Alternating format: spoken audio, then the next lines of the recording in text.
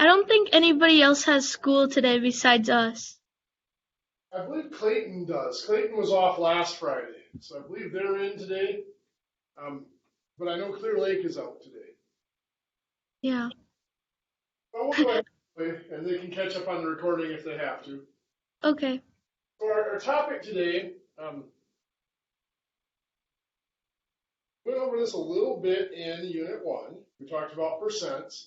I want to talk about it a little bit more today in a little bit different way, kind of the next step of percents. We talked about two methods. We talked about that proportion method. Goes with the ratio and proportion that we talked about on Wednesday, and we talked about that rate method. And that rate method, remember, we said was really useful, quick, if we knew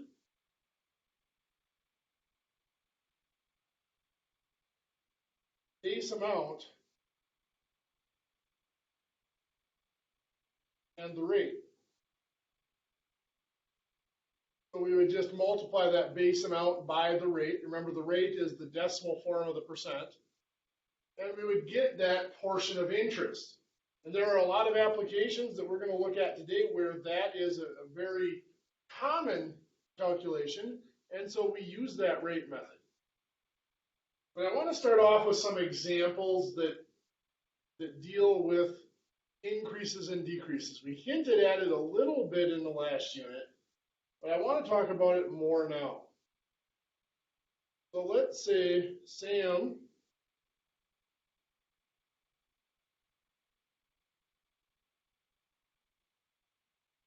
purchases items, supplies, whatever, listed for. Now remember that term listed means that is the stated price. Listed for $480.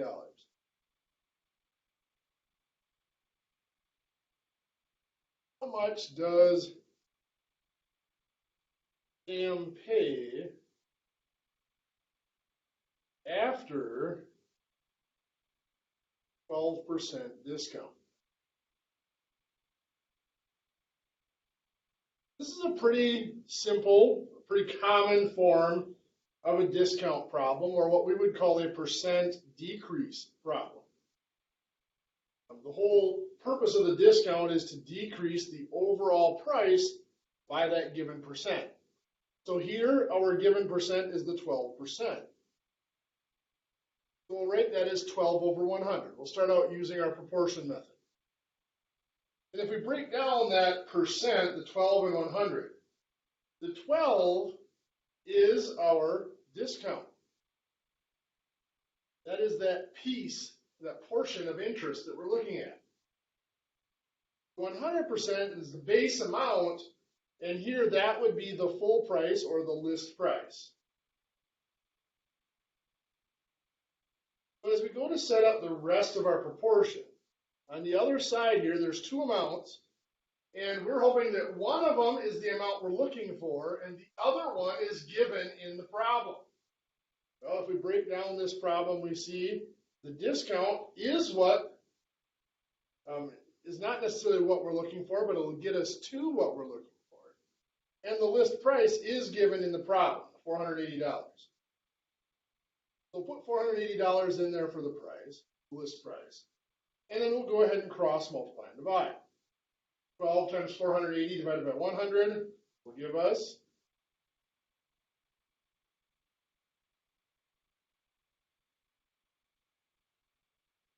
$7.60. Now here's where it's important to be keeping track of what we have here. That $57.60 is the discount. That is not what we're looking for. We're looking for how much Sam pays after the discount. So but we can use that discount to get to that number. So we will take $480 minus the $57.60 to get $422.40. That is the amount paid after the discount. And one thing we saw in the last unit is we can come up with a direct method of calculating that amount rather than having to do what we did here where we find the discount and subtract it from the list price. And that was by doing a little bit of work with the percents. If the list price 100%, that's the full price, and we're going to subtract the discount 12%, the difference is 88%. What that means is the price paid is 88% of that list price. Whatever is represented with the 100% is the of. That's what we are getting out of. There's Clayton. So what we could have done, since we find out that what we're looking for, this number here, the amount paid is 88%, is rather than finding that 12% and subtracting it off, we could have found 88% of that list price and cross multiply and divide. 88% or 88 times 480 divided by 100 gives us that $422.40. Now, in a problem like this one, we looked at these before, just as easy to just find the 12% and subtract it as it is to go through that 88%. However, sometimes we're given the final amount, and if we do that, then we have to be able to work back through the percents. Let's say that after 9% discount,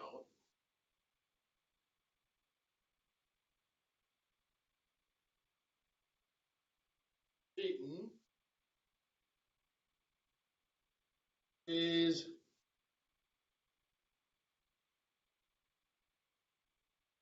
$455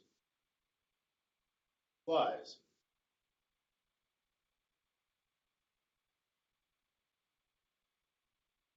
How much was saved with the discount?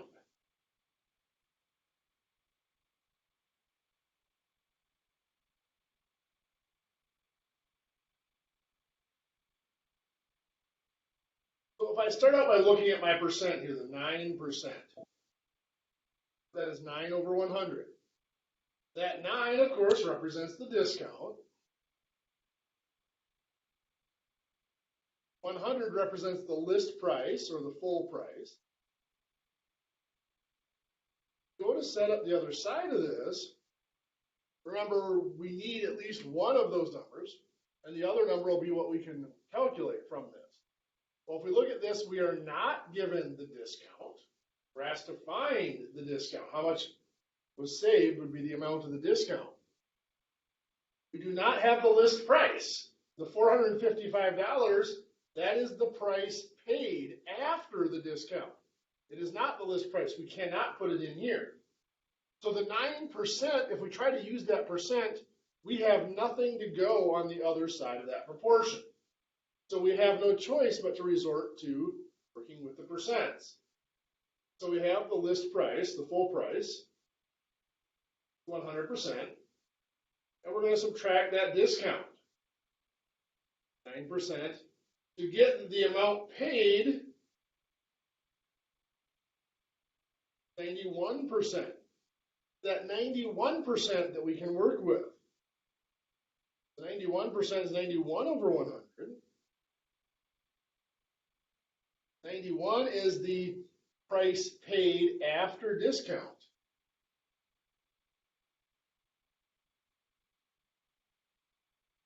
And of course, the 100% is still the full price or that list price. Now, if I look at setting up the other half of this proportion, the 91 is the amount after the discount. We have that amount. That is the $455. And now, of course, we'll cross multiply and divide, find the missing amount. 100 times 455 divided by 91 is $500.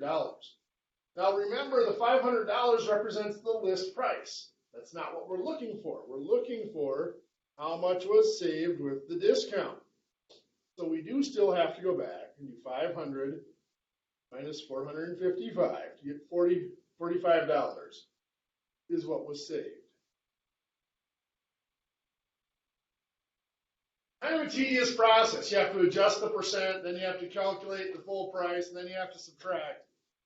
We could actually adjust the percent in such a way that we could find that full price or that discount without having to find the full price. Let me show you what I mean. If we look at the full picture here, we have the list price, full price. We're going to subtract a discount. That's going to give us the amount paid.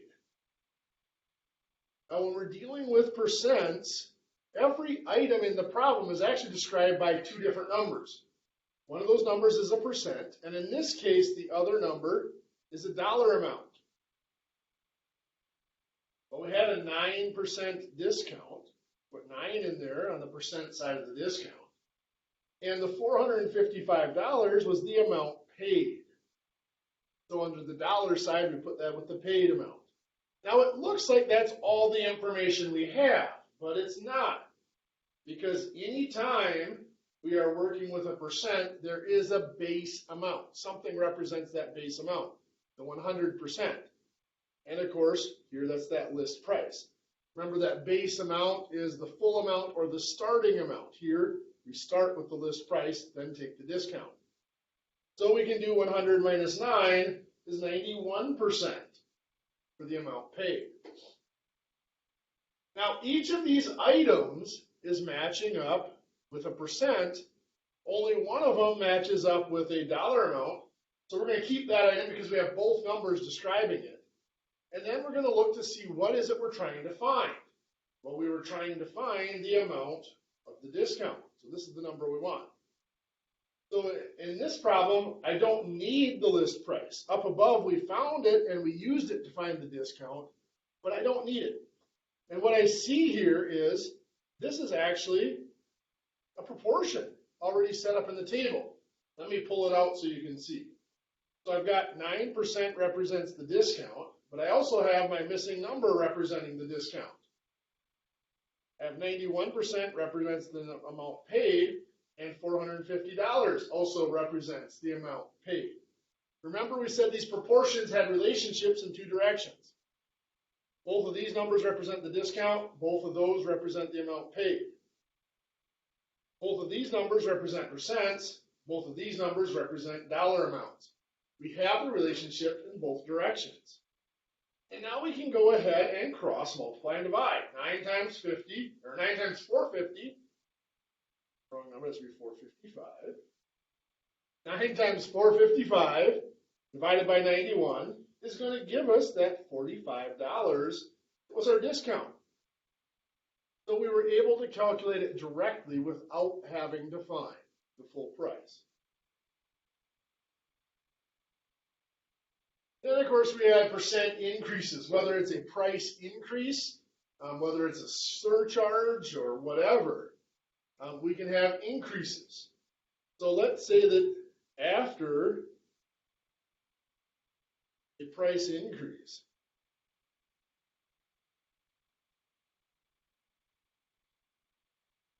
a supply now costs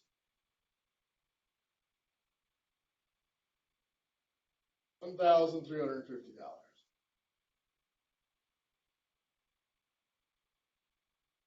Increase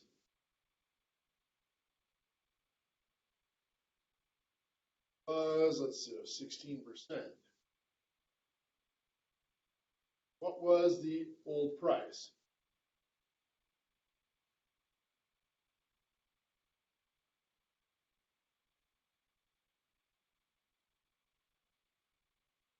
So again, here we have that percent, that's 16%, 16 over 100. And once again,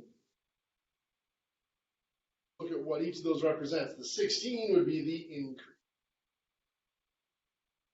Now the 100 is the base amount. That's either the full amount or the starting amount. Here, since it's an increase, that would be the starting amount, which means that would be the old price.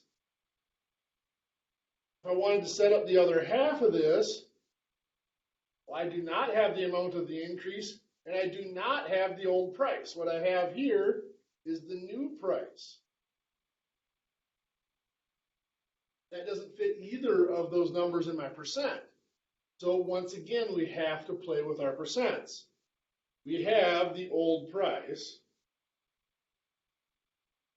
our 100%. And to that, we are adding an increase, 16%. That means our new price, 100 plus 16, or 160%. So if we use 116%, 116 out of 100, that 100, of course, still represents the old price. That's the price before the increase. The 116% is the new price, the price after the increase. And now if we go to set up the other half of that proportion, we do have the new price, the $1,350. And we can cross multiply and divide to find the old price. So we'll have 100 times 1350 divided by 116 gives us 301. Oops. Wait, 13. Try that again. 100 times 1350 divided by 116. There we go. 1163.79. $1,163.79 was the old price. A lot of people will try to just find 16% of this and subtract it off. That won't work. If you found 16% of the 1350,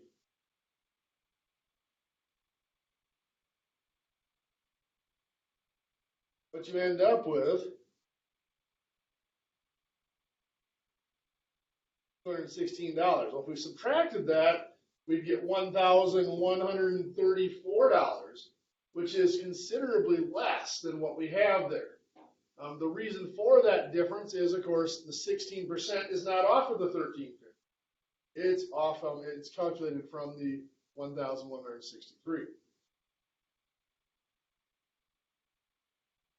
So that idea of using 100 plus a percent for a percent increase or 100 minus a percent for a percent decrease leads us into some of our more important applications of percent. One of them is interest.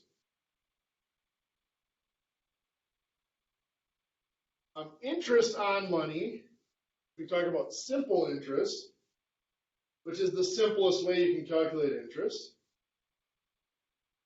And we're going to look at for 1 year.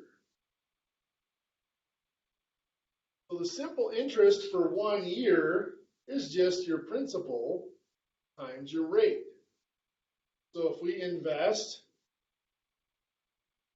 $4,000 at 3% simple interest,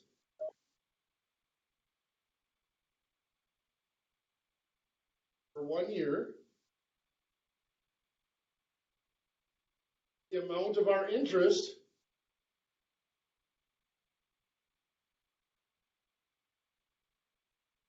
is going to be that principal, 4,000. That is our base amount, or what represents our 100%, times our rate. Remember, rate is the percent in decimal form. So 0.03 ends up being $120. There's another important formula that goes along with that. That is the ending balance. Depending on what textbook you're looking at, they have special names for the ending balance. It could be maturity value or future value. That ending balance is just simply the principal plus the interest. So for this example, that ending balance, the $4,000 we started with, plus the interest of $120. So at the end of that year, we have $4,100. Simple interest is not always calculated on a single year. So we have to go a little bit of an adjustment to our formula if the time is not 1 year.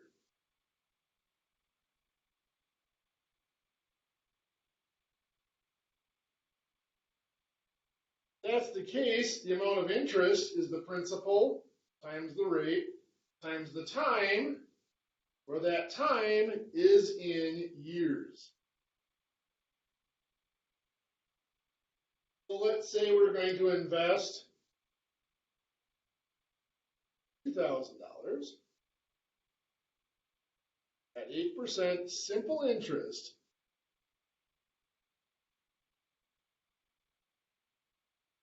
for years.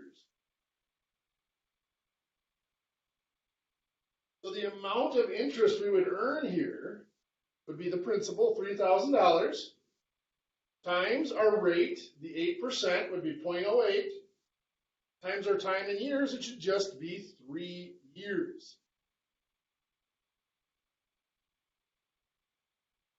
That's $720 that we would earn in interest, giving us that ending balance of our principal of $3,000 plus the interest of $720, which is $3,720 at the end of the 3 years. Now, banks do not like to do simple interest for 3 years. They like to figure out the interest as they go. They pretty much don't want to do simple interest for anything more than 6 months at the most, but usually more than 3 months or a quarter of a year. So a more practical example might be, let's say we borrow $6,000 at 7% simple interest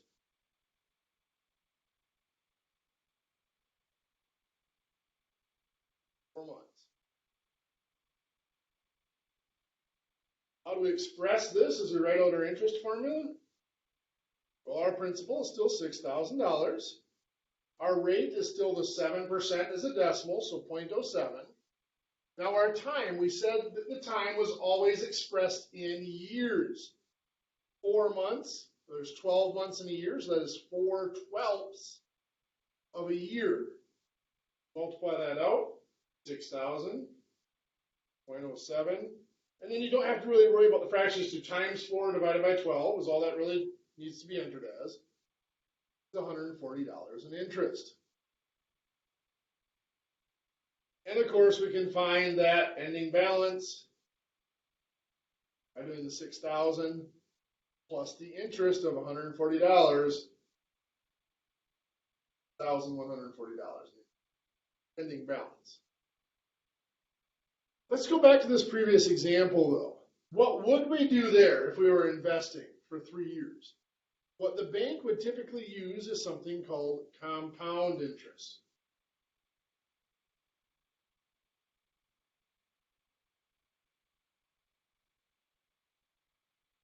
What compound interest does is every set period, it calculates the interest and adds it to the account. And then in the next period, you get interest on top of that interest.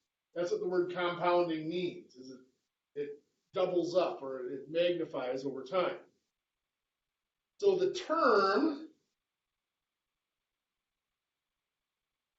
is still the length of the whole investment.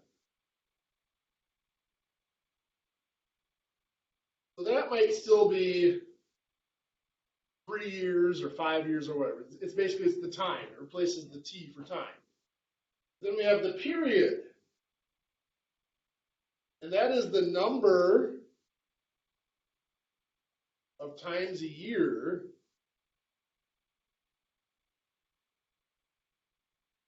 that interest is calculated.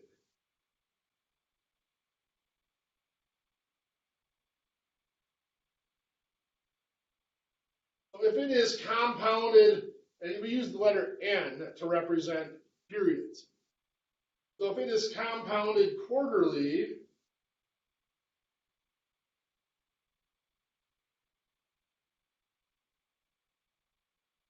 that means that N equals 4. Interest is calculated 4 times a year. Compounded monthly, N equals 12. Interest is calculated every month, or 12 times a year. Let's go back to that previous example, $3,000 at 8% for 3 years. Only now we're going to invest same $3,000 at 8%, but instead of simple interest, we're going to do compounded quarterly.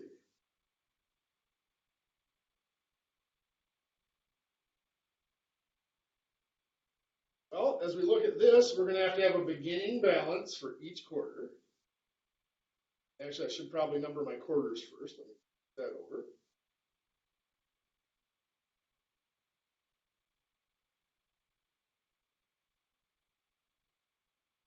We have to calculate our interest for each quarter.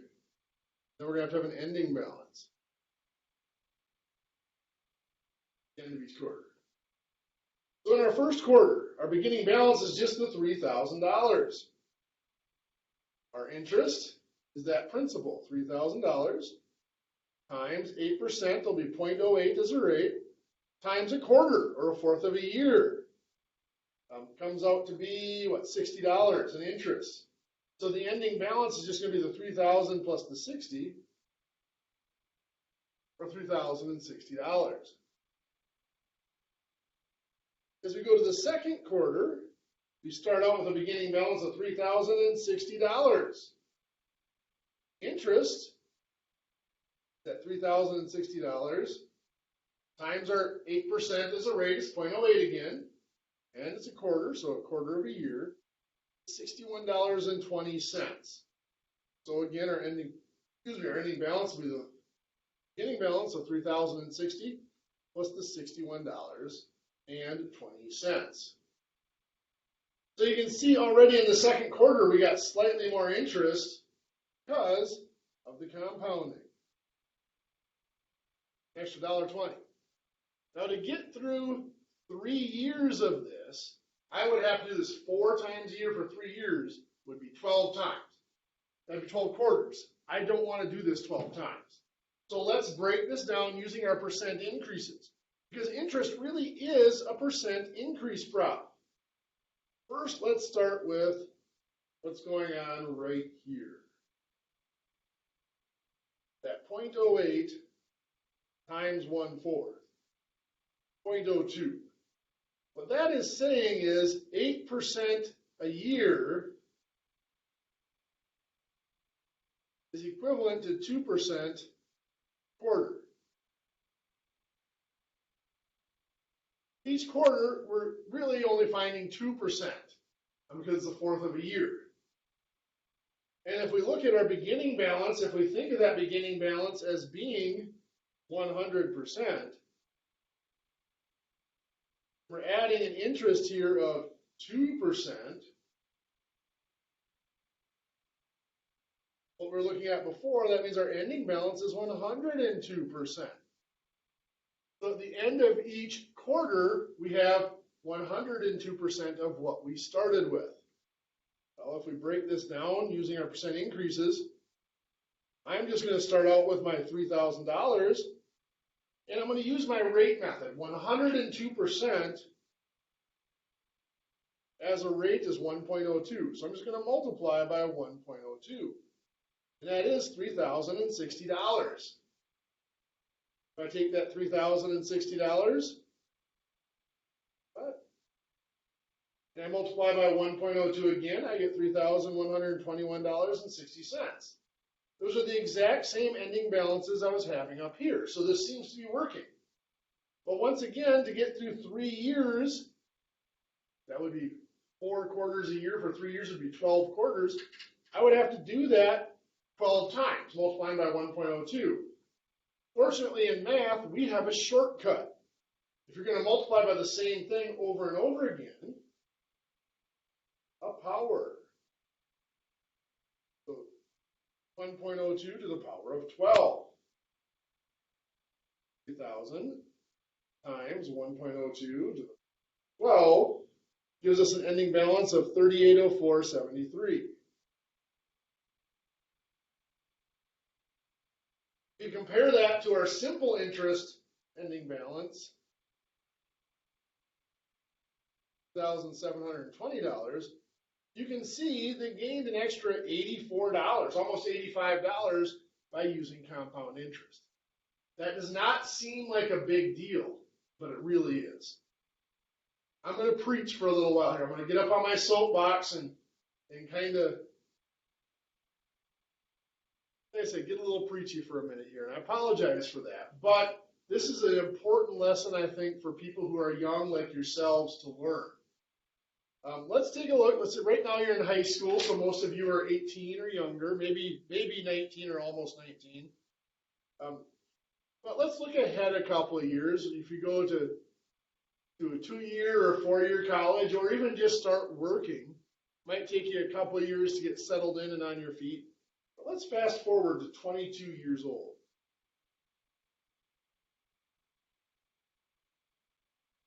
Right now, you're in high school, probably living with your parents. Life is fairly cheap. You might have a car to pay for gas or things like that, but you don't have a lot of expenses. If you go on to school, you might have a similar setup. You might be sharing an apartment with a bunch of roommates, or you may still live at home. Keep driving that old car, so it's fairly cheap. Basically what I'm saying is you're living fairly cheaply right now. A lot of people, they get that first good job, whether they get a degree or just get a job and they work their way up for a couple of years and start making decent money, and they decide they want a new car or they want to move into a nicer place. But if you stay with what you have, stay driving that old car, stay in that old place, maybe sharing with some roommates for a while, you can save quite a bit of money. The number I'm going to put up here is $5,000 a year. Even if you just do it for that 1 year, you can save $5,000. Retirement age, for people my age, they've already stated that to get full Social Security, you have to be 67. And I suspect for your age, it's probably going to be closer to 70 years old. That is a span of 45 years. Now, many of you might have been frustrated if you've tried to save money in the bank. You're getting like 0.3% interest right now. Not great. But if you were to go to an investment planner like an Edward Jones or Fidelity or Allstate, State Farm, most of those have an investment wing. If you go to an investment planner, one of those places, you can actually do pretty well. Even with the low rates we've had, the market has been averaging between 11 and 13% gain per year.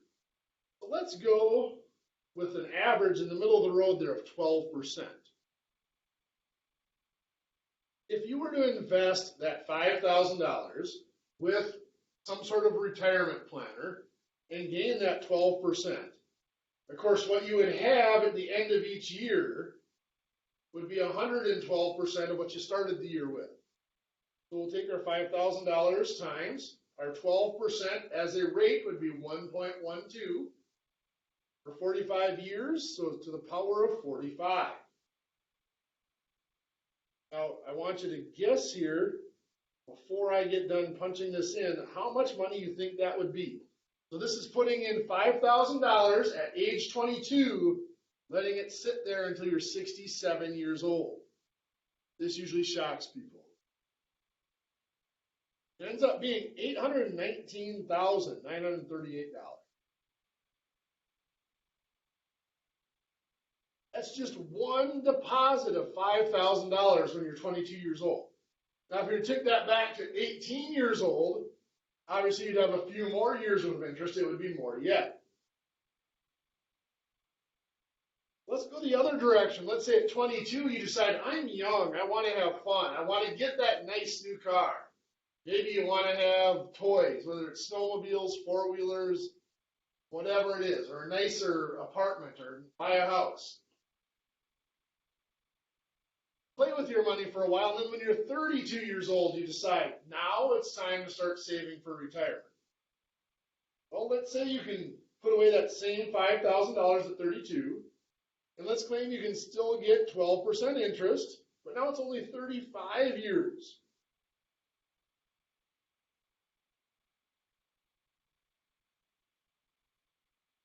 The amount that you have is only $263,998. what you get here is about 1/3 of what you would have had if you had put it away 10 years earlier. Triples in that 10 years. Let's say you really mess up and you wait till you're getting close to my age. I always tell people I recently turned 42. I more recently turned 48, by the way. But anyway, you get up into your 40s, you wait until you're 42 and you decide, hey, I'm going to retire in 20 years or so. I should start saving now. So you put that same $5,000 away, but now it's only 25 years.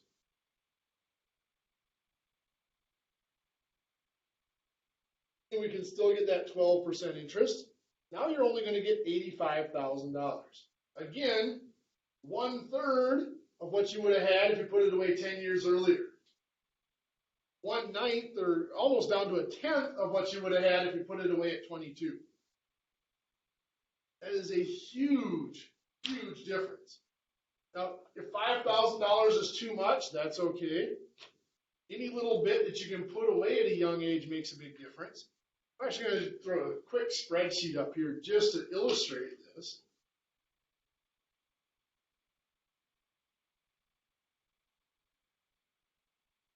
Well, let's start out actually at 20 years of age, just because you guys are all younger, so there's a good chance you might be able to start putting some money away. And we're going to go up to that magic number 67 again. Like I said, many of you will probably be older. Let's say you can only save $200 a month, would be $2,400 a year. So let's just put in $2,000 for the year.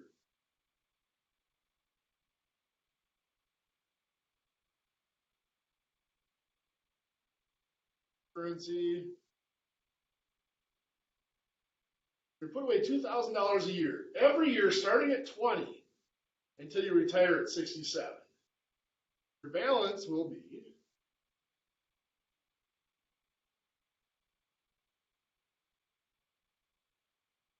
again, I'm going to let you guys take a guess at what this is going to be before we get to it. Kind of surprising. Close to $4 million. What's even more surprising is the difference between doing it when you're young or waiting. Let's say at 20, you say, okay, I'm going to save some money. I'm going to do it for 8 years. So 1, 2, 3, 4, 5, 6, 7, 8 brings you to 27. At 28 years old, you say, I'm done. I've saved enough. I don't want to save anymore for retirement. Now I'm going to start playing with my money. You still have over $2 million. Well, why is that so significant? Well, because